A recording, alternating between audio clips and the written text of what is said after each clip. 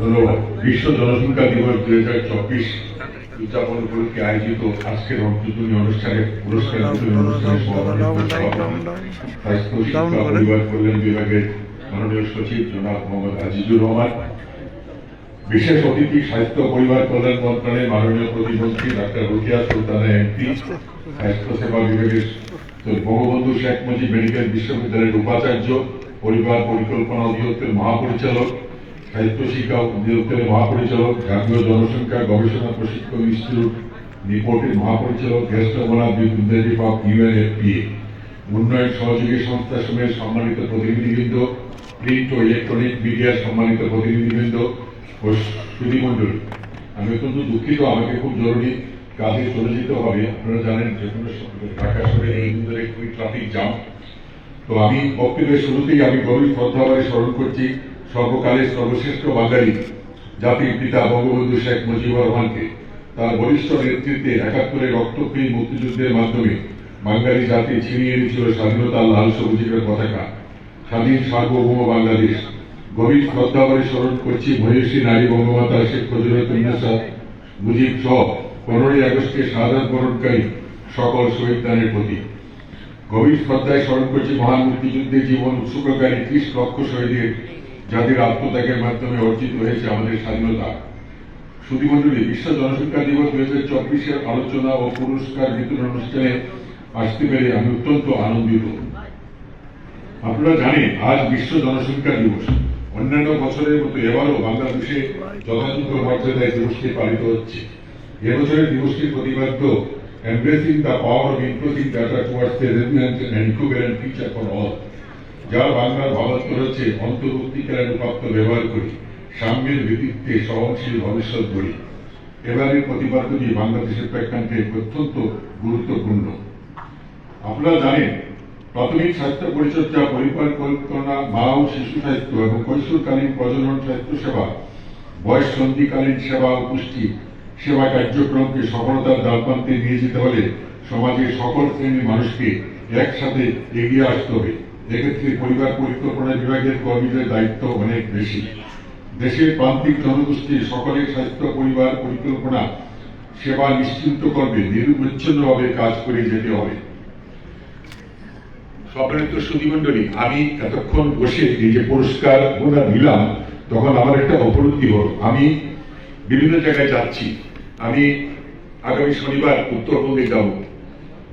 আমার ইচ্ছা আছে পঞ্চগড়, তেঁতুলিয়া, টেকনাফ, ঠাকুরগাঁ, আমি সব জায়গায় ভিজিট করব। কারণ আমার যেটা থিম, যেটা আমি বলি প্রান্তিক জনগোষ্ঠীর চিকিৎসা ব্যবস্থাকে স্বাবলম্বী করা। প্রত্যেকটা উপজেলা স্বাস্থ্য কেন্দ্রে গিয়ে আমি যেটা সবচেয়ে প্রথমে দেখি সেটা হলো যে এএনসি, অ্যান্টিনেটাল চেক আপ, গর্ভকালীন মায়েরা কতগুলো চেক আপ করতেন, কোথায় কোথায় ইনস্টিটিউশনাল ডেলিভারি হচ্ছে, কোথায় সিজারিয়ান বেশি হচ্ছে। আমরা যদি সিজারিয়ান, অনেক জায়গায় আমাকে বলা হয় যে স্যার যেহেতু আগে সিজার হয়েছে তাই সিজার করতে হবে। That is not the answer. আগে কেন হল সেই রুটটাও খুঁজে নিতে হবে। আমরা যদি রুট থেকে কাজ শুরু করতে পারি তাহলে আমরা সিজারের সংখ্যা কমিয়ে নিয়ে আসতে পারবো ডেফিনেটলি, এবং মাতৃ মৃত্যুর হার, শিশু মৃত্যুর হার অনেক কমিয়ে নিয়ে আসতে পারবো। কিছুদিন আগে, বেশ কয়েকদিন আগে একটা ফুটবল প্লেয়ার আমাদের বাংলাদেশের জাতীয় দলে মেয়েটা মারা গেছে। আমি কিন্তু একদম সাথে সাথে তার মৃত্যুর কারণের জন্য আমি সেখানে খোঁজ নিই, এবং যার যেটুকু জানি সে অ্যান্টিনেটাল চেক আপ নেয় নাই এবং তাকে বলা হয়েছিল সে যায় নাই। সুতরাং আপনাদের কাছে যারা এই গ্রাম পর্যায়ে কাজ করে তাদের কাছে আমার বিনীত অনুরোধ, আপনারা মানুষকে, গর্ভবতী মাদেরকে বুঝান, আপনারা মনিটর করেন যেন এই এএনসিটা ঠিক মতো হয়, 4 বার করতে হয়, সেটার জন্য ঠিক মতো চলে, এবং তারা যেন ঠিক মতো সময় মতো কমিউনিটি ক্লিনিক হোক, আসুক, উপজেলা হেলথ অফিসে যাক। আমরা সিজার করার সংখ্যাটা কমিয়ে আনতে চাই।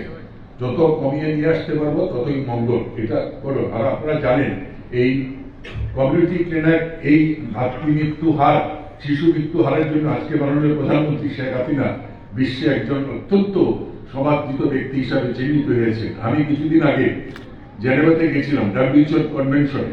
সেখানে প্রত্যেকটা দেশের মন্ত্রী তাদের বক্তৃতার শুরুতেই মাননীয় প্রধানমন্ত্রীর নামটা উচ্চারণ করে।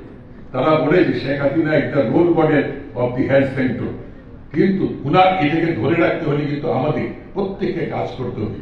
আমি থেকে শুরু করে গ্রাম পর্যায়ে যারা কাজ করতে, প্রত্যেকের দায়িত্ব হচ্ছে আমরা এটাকে ধরে রাখি। আমরা যত এই পরিবার পরিকল্পনা যে বিষয়টা, এটা অত্যন্ত একটা গুরুত্বপূর্ণ জিনিস। আমি মনে করি যে আমরা যদি এটাকে কন্ট্রোল করতে পারি, দেশের জনসংখ্যা কমিয়ে নিয়ে আসতে পারি।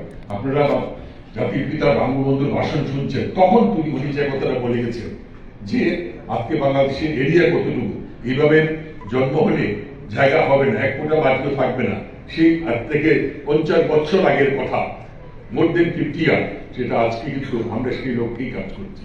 অতএব আমরা আসুন সবাই মিলে জাতির পিতার সেই কথাকে স্মরণ করে, তার আদর্শকে, তার সেই আদেশ আমরা যেন অক্ষরে অক্ষরে পালন করি। আমি এই বলেই আমার বক্তব্য শেষ করছি। আমার একটু তাড়া আছে, আমি চলে যাব। আপনারা সবাই ভালো থাকুন, সুস্থ থাকুন। জয় বাংলা, জয় বঙ্গবন্ধু। অত্যন্ত মূল্যবান ও দিক নির্দেশনামূলক বক্তব্য প্রদানের জন্য